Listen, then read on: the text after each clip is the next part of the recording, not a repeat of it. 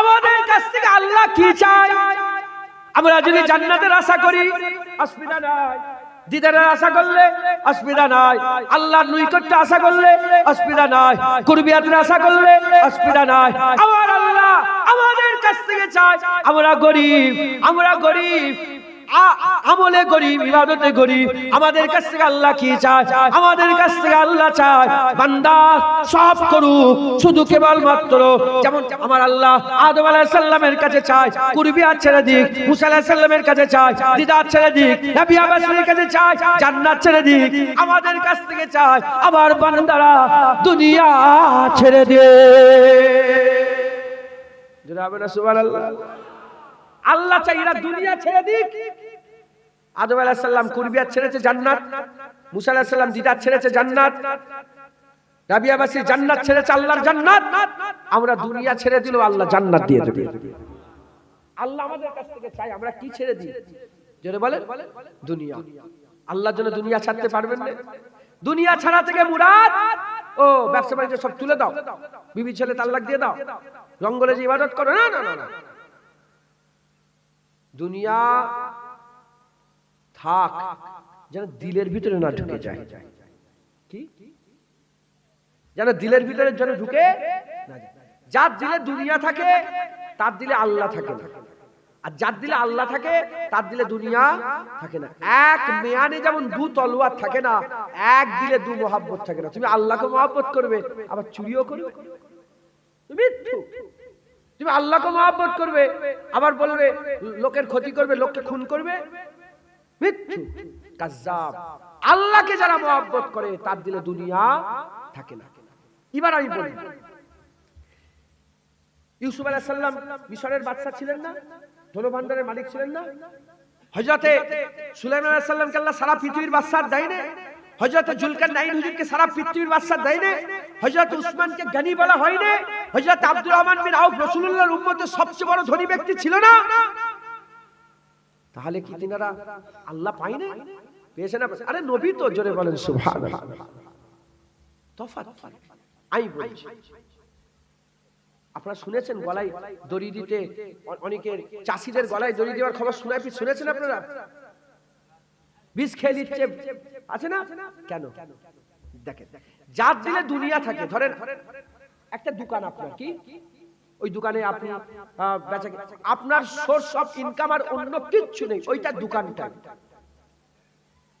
পুড়ে গেল। দোকানটা কি হয়ে গেল? ধুধু করে আগুন জ্বলে সব পুড়ে গেল।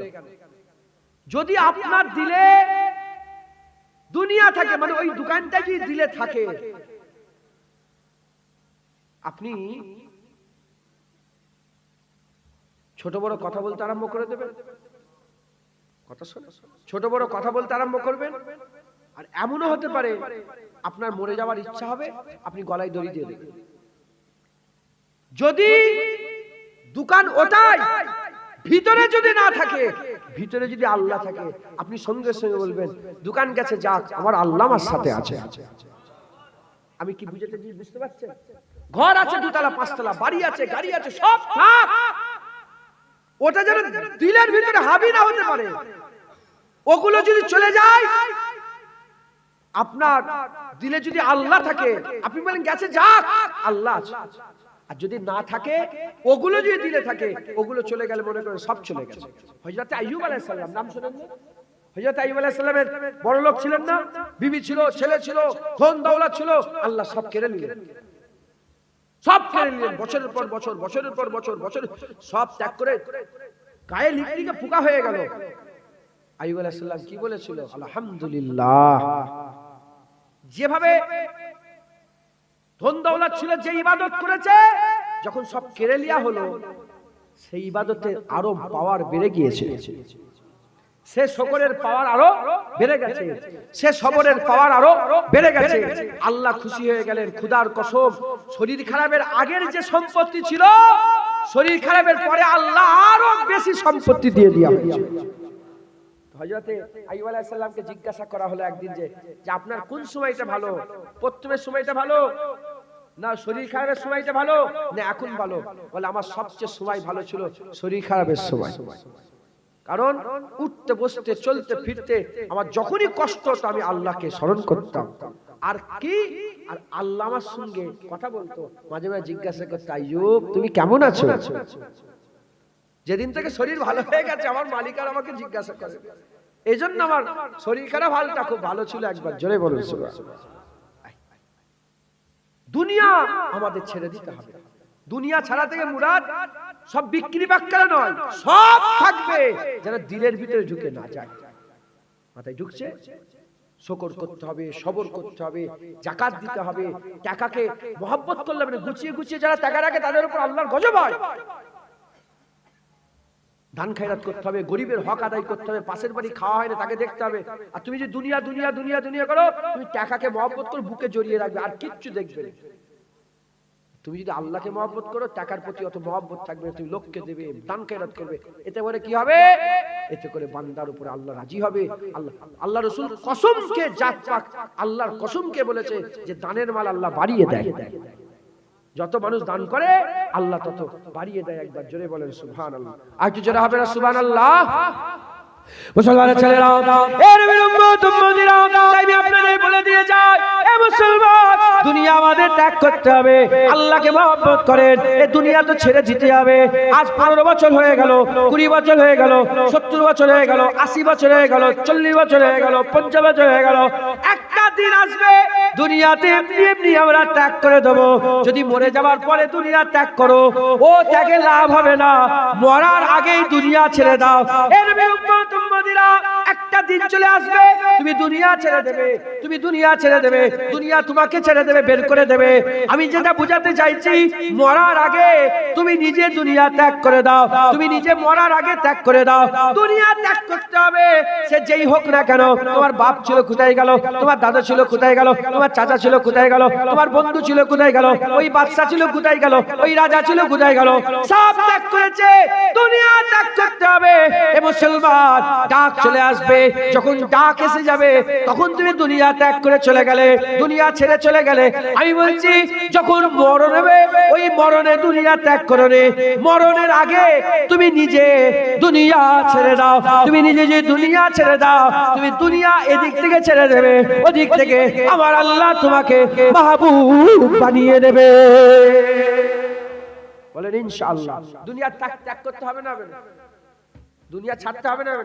ও সারা জীবনে দুনিয়া থাকবে নাকি? দুনিয়া ত্যাগ করতে হবেই হবে। একটা হচ্ছে আজাল শেষ হলো, মওত হলো, ত্যাগ হয়ে গেল। মওতে ত্যাগ নয়, তার আগেই তুমি দুনিয়া ছেড়ে। মাথায় ঢুকছে? আল্লাহর ওলিরা দুনিয়াদারি কেমন করে করেছে জানেন? যেমন আমরা ঘুমিয়ে করি। বুঝতে পারলেন? আপনি যখন ঘুমিয়ে পড়েন কোনো খেয়াল থাকে? সাধারণ মানুষ যখন ঘুমোয়, ওই ঘুমানোর মতন আল্লাহর ওলিরা দুনিয়াদারি করেছে। যখন ঘুমোন কারোর উপরে কষ্ট, হিংসা নেই, গীবত নেই, হিংসা নেই, গীবত নেই, জেনা করার ইচ্ছা নেই, খারাপ কাজ করার ইচ্ছা নেই, টিভি দেখার ইচ্ছা নাই, গান শোনার ইচ্ছা নাই, কোন রকমের ইচ্ছা থাকে যখন ঘুমিয়ে থাকে? কথা বলেন না একটু। তোমরা কি মোবাইলে ওয়াজ শুনছো নাকি? মোবাইলে ওয়াজ শুনছো না সামনাসামনি?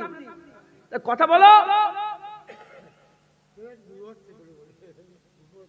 এ ঘুমোচ্ছে, তুমি ঘুমোচ্ছ নাকি? এই কি করে? এর বাড়ি কোথা চেনেন আপনি? এই নিজেই চেয়ে ছুঁয়ে ঝাঁকমক আর মুরগি নিয়ে যায় একটা করে আমার কাছে। লবণী মুরগি জোর জবরদস্ত করে বিক্রি করবে, বুঝলেন?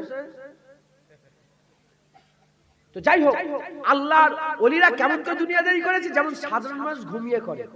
আমরা যখন ঘুমিয়ে পড়ি আমাদের দেখেন কোনো গুনাহ হয়? দুনিয়ার কোন লোভ হয়? কিন্তু থাকি কোথা? দুনিয়াতে। কিন্তু কোন লোভ, লালসা, গেল্লা, গীবত, রিয়া কিচ্ছু নেই। আবার ঘুম থেকে উঠি আবার শুরু হয়ে গেল, আবার ঘুমিয়ে পড়লাম, কিচ্ছু নেই। আবার ঘুম থেকে উঠলাম আবার শুরু হয়ে। কথা ঠিক না ভুল বলে? যেমন সাধারণ মানুষ ঘুমিয়ে দুনিয়াদারি করে, আল্লাহর ওলিরা সাধারণ মানুষের ঘুমের মতন সব সময় ছিল। বুঝতে পারলেন কি জানি না? अंदर गया कि बाहर से निकल गया? अंदर गया এইভাবে দুনিয়াদারি করতে হবে বলেন ইনশাআল্লাহ ইনশাআল্লাহ আমার মা বোনেরা পর্দা করবেন মা বোনেদের পর্দা আল্লাহ ফরজ করে দিয়েছে তোমাদের উপরে দায়িত্ব স্বামীর উপরে দায়িত্ব স্ত্রীর পর্দা শেখানো বাপের উপরে দায়িত্ব মেয়ের পর্দা শেখানো ভাইয়ের উপরে দায়িত্ব বোনের পর্দা শেখানো আর বড় ছেলের দায়িত্ব তার মাকে পর্দা শেখানো ছেলেরা মাকে পর্দা শেখাও খবরদার তুমি চাওনি তুমি তোমার মা তোমার বোন আর তোমার স্ত্রী একসাথে আল্লাহর জান্নাতে একসঙ্গে থাকো আরে কথা বলছেন না কেন হ্যাঁ যেমন এখানে বাজে বেলুনি পাশেই ঝনঝনে তার পাশে কি হ্যাঁ মেটিয়াগাছি এই নাংলার লোক কই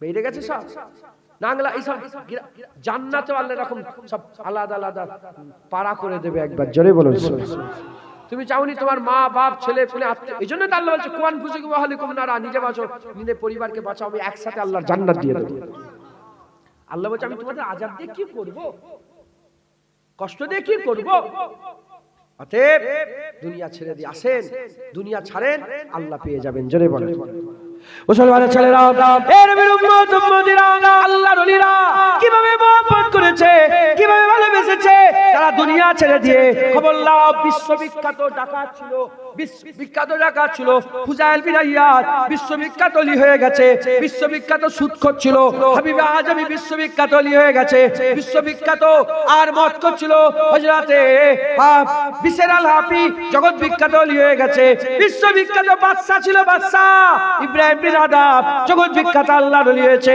খবর নিয়ে দেখে যাও ইনাদের হাল এত খারাপ ছিল অবস্থা এত খারাপ ছিল আল্লাহর কোনো খেয়াল দিলে ছিল না দুনিয়া দুনিয়া করে মগ্ন হয়ে থাকতো কিন্তু আল্লাহ তাদের রাস্তা পরিবর্তন করেছে আল্লাহ জগৎ বিখ্যাত ওলি বানিয়ে দিয়েছে হাবিব আজমি এত বড় সুদ করছিল কিভাবে সুদের কারবার করত লোকেদের করে ধার দিত পয়সা সুদে দিয়ে দিত দিয়ে দিবার পরেতে কি করতো তারা ওই হাবিব আজমি সকালবেলায় বেরোতো সকালবেলা বেরিয়ে কারো ঘর থেকে কাঠ নিয়ে নিত কারো ঘর থেকে চাল নিয়ে নিত কারো ঘর থেকে মাছ নিয়ে নিত কারো ঘর থেকে তরকারি নিয়ে নিত নিয়ে বাড়িতে রান্না করতো হাবিব আজমি একদিন হেঁটে হেঁটে যাচ্ছে বাচ্চা ছেলেরা খেলাধুলা করছে বাচ্চা ছেলেরা খেলাধুলা করার পরেতে ওই বাচ্চা ছেলেগুলো হাবিব আজমিকে দেখে বলে বাচ্চা ছেলেরা নিজেরা কথা বলে এ খেলার সাথীরা সরাই দেখতে পাচ্ছি না সুদ করে হেঁটে হেঁটে যাচ্ছে ওর গায়ের হাওয়া যদি লেগে যায় আমরাও সুদ করে হয়ে যাবে সরাই সুদ করে দিচ্ছে সরাই এই কথাটা কানে যাওয়ার সঙ্গে সঙ্গে দিলের মধ্যে একটা লজ্জিত ভাব পয়দা হয়েছে হাবিব আজমির কাছে চলে গেছে হাবিব আজমি হযরত হাসান বসরির কাছে চলে গেছে হাসান বসরির কাছে গিয়ে ওয়াজ নসিহত শুনতে আরম্ভ করলেন জেনে রেখে দেবেন নবী আর আসবে না আল্লাহ যদি হিদায়াত করেন জান্নাতের বাগান থেকে হিদায়াত করবে হাবিব আজমি বিশ্বের হাফির মজলিসে বসে বসে ওয়াজ শুনলেন সেই অনুযায়ী আমল করলেন দুনিয়া ত্যাগ করলেন আল্লাহর প্রেমে পাগল হয়ে গেলেন হাল এমন হয়ে গেল কিছুদিন পরেতে ওই রাস্তা দিয়ে আবার হেঁটে হেঁটে যায় ওই বাচ্চা ছেলেগুলো খেলাধুলা করে বলে খেলার সাথীরা খেলা বন্ধ করে দাও খেলা বন্ধ করে দে পায়ের আঘাতে ধুলোর কোনা উড়ে ওই মানুষের গায়ে লেগে যাবে দেখ হাবিব আজমি আল্লাহর ওলি হেঁটে হেঁটে আসছে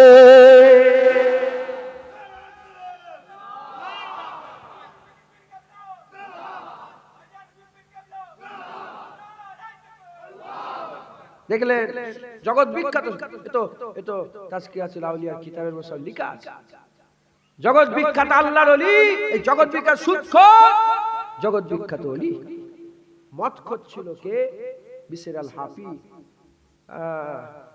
জগৎ বিখ্যাত ওলি এইটা বলি ইব্রাহিম বিন আদহাম 2 মিনিট ইব্রাহিম বিন আদহাম বাদশা ছিল বাদশা একদিন স্বপ্ন দেখছে যে ছাদের উপরে একজন ঘোড়া খুঁজছে কি উট খুঁজছে ভাই ঘোড়া না ছাদের উপরে বাদশা বলে ছাদের উপরে উট পাওয়া যায় স্বপ্নতে বলে হ্যাঁ ছাদের উপরে উট পাওয়া তুমি কি করছো তুমি ওখানে গদিতে আল্লাহ খুঁজছো বেরো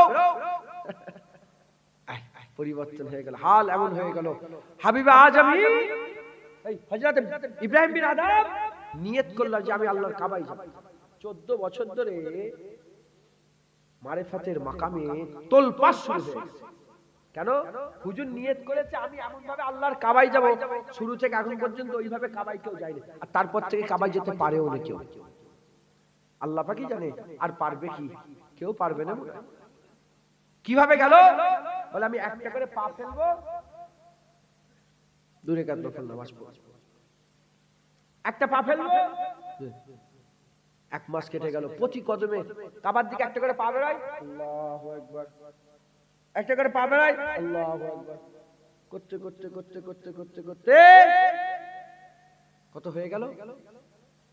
1 বছর, 2 বছর, 4 বছর, 10 বছর, 14 বছর পরে একটা পা ফেলেছে, 2 রাকাত নফল নামাজ পড়ে মাথা তুলেছে, দেখ আল্লাহর কাবা। ওই কাবা শরীফে গিয়ে দেখে প্রতিটা জিনিসের একটা জাহিরি আছে আর একটা বাতিনি আছে। জাহিরি আছে আর একটা বাতিনি। গোলাপ দেখেছেন? গোলাপ এসব প্লাস্টিকের ফুল কেন লাগাও? প্লাস্টিকের ফুল লাগাবে না, কাঁচা ফুল লাগাবে। ইউসাব্বিহুল্লাহু মা ফিস সামাওয়াতি ওয়া ফিল আরদ। কাঁচা ফুল লাগালে ওটাও তাসবিহ পাঠ করতে। তো যাই হোক, ওই কি বলে গোলাপ ফুল উপর দিয়ে দেখলে কি গোলাপ, ওর বাতিনি আছে না নেই? ওতে খুশবু আছে, ওতে পাপড়ি আছে, ওর ভিতরে আবার গোলাপ হওয়ার জন্য আমার আল্লাহ দানা দিয়ে দিয়েছে। আছে না নেই? হ্যাঁ, ওই গোলাপ থেকে কত রকমের মুখে মেকআপ হেন তেন তৈরি হয়, ওই গোলাপ থেকে গোলাপ পানি তৈরি হয়, ওই গোলাপ থেকে কত কি তৈরি হয়। আছে না নেই? বলেন না। ওই গোলাপ পানি আবার খাওয়া যায়। শুধু গোলাপ, গোলাপ জাহিরি গোলাপ, কিন্তু ওর ভিতরে অনেক কিছু আছে, অনেক করে। আবার পাপড়ির ভিতরে সুন্দর সুন্দর করে ডিজাইন করা আছে। আছে না নেই? যারা বিশেষজ্ঞ, যারা এই নিয়ে ভাবে, তারাই জানে। ওপর থেকে দেখলেন ক্যামেরা কি মোবাইল, এর একটা বাতিনি আছে না নেই? ওই রকম প্রতিটা জিনিসের একটা জাহিরি বাতিনি আছে। আমাদের শরীরে একটা জাহিরি আছে না নেই? আমাদের শরীরের জাহিরি, একটা জাহিরি যেটা দেখা যাচ্ছে। বাতিনি কি বলেন তো? রূহ। কাবার একটা জাহিরি আছে, কাবার একটা বাতিনি আছে। এজন্যই তো কাবা কিয়ামতের ময়দানে সাক্ষী দেবে। যেটা হবে না সুবহানাল্লাহ। তো জাহিরি কাবা দেখলো, বাতিনি কাবা নেই।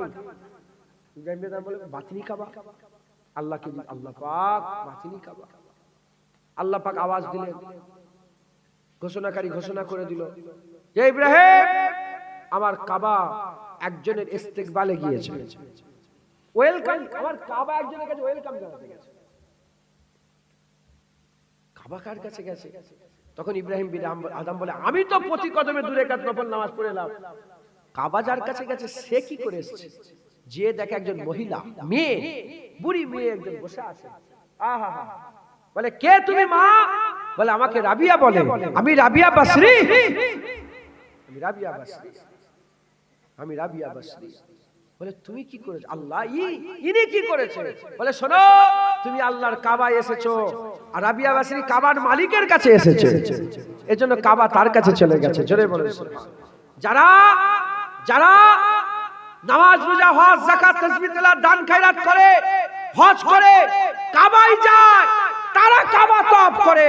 আর যারা আল্লাহ তালাশ করে, আল্লাহর কাবা তাদের করে তওয়াফ করে।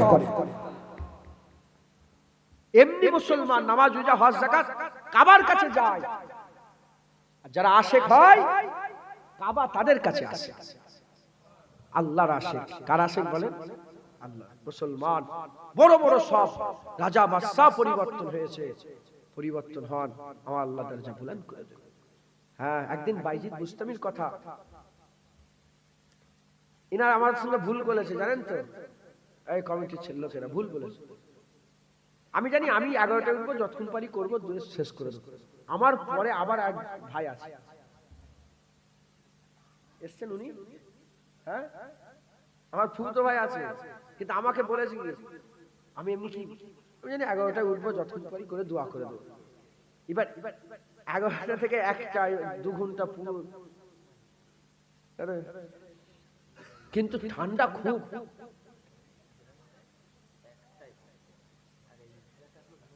ও মাশাআল্লাহ। হ্যাঁ